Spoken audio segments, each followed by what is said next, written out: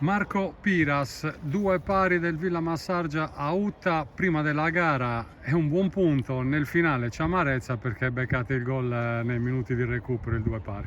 No, io sono molto molto contento, anzi ci tengo a dire che faccio i complimenti ai ragazzi che hanno fatto una partita strepitosa. Non dimentichiamoci, questa è la squadra più giovane che ho allenato in 450 partite, tanti 3 o 4 fuori quota in campo, tanti 2004 che hanno giocato pochissimo. Purtroppo questa è la situazione, però andiamo avanti. Oggi hanno dimostrato che vogliono lottare, che vogliamo lottare.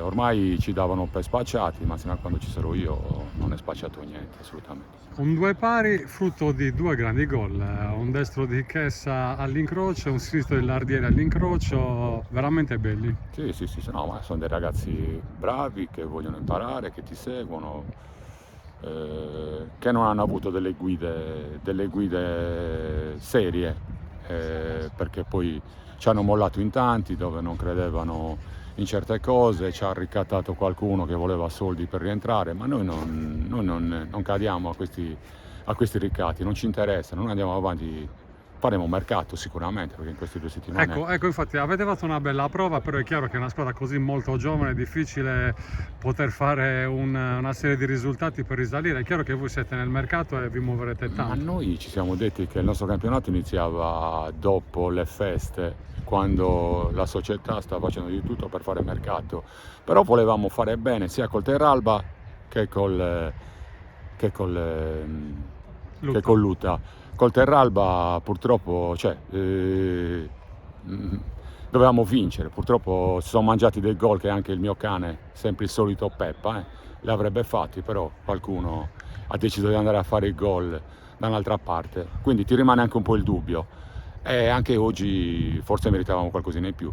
Tra l'altro non Però avete giocato neanche male col Castiadas. assolutamente, col Castiadas purtroppo abbiamo recuperato un portiere che era 2 anni fermo, perché anche lì c'è stata una situazione un po' particolare, dove io non voglio mettere becco, ma rispetto alla partita di Castiadas oggi mancavano 5-6 persone. Ci tengo a ringraziare Giacomo Ariu, che è un grande, è un signore, è veramente un signore, è stato un esempio per tutti loro e ci tengo veramente a ringraziarlo. Ha Purtroppo rescisso a lui. Rescisio si è fatto male, però era uno, peccato perché era uno che ci facevo conto, a me piace tantissimo Giacomo, come persona e come giocatore.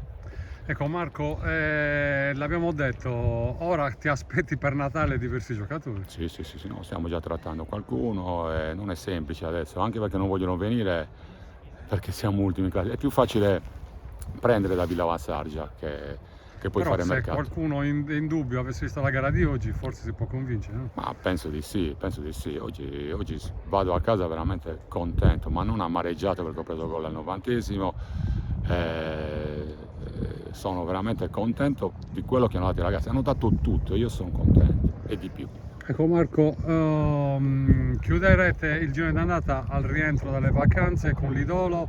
È chiaro che questa missione è lunghissima, agitata, pensare in poche giornate di riaccorciare è un po' difficile. No, è molto difficile, però c'è tutto il tempo. Ci sono 18 partite e giocando così qualche soddisfazione te la levi. Cioè, hanno lottato su tutte le palle, hanno triplicato e tutto quello che abbiamo provato in settimana l'hanno messo in campo oggi. E queste sono le cose che fanno felice l'allenatore.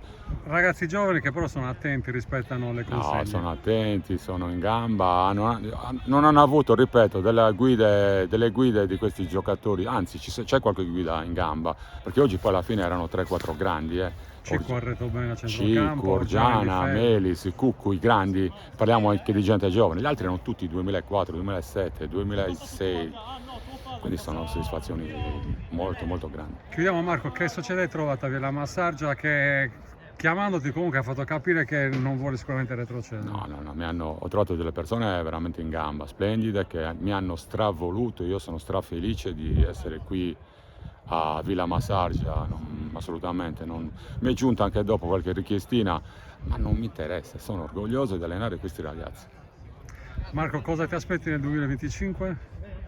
Ma niente, noi l'obiettivo è agganciare i play-out, siamo ultimi, siamo staccati, anzi oggi non è cambiato niente con Luta, che però guardiamo a casa nostra e poi i conti li faremo a aprile. Grazie Marco, in bocca al lupo. Grazie a voi, grazie.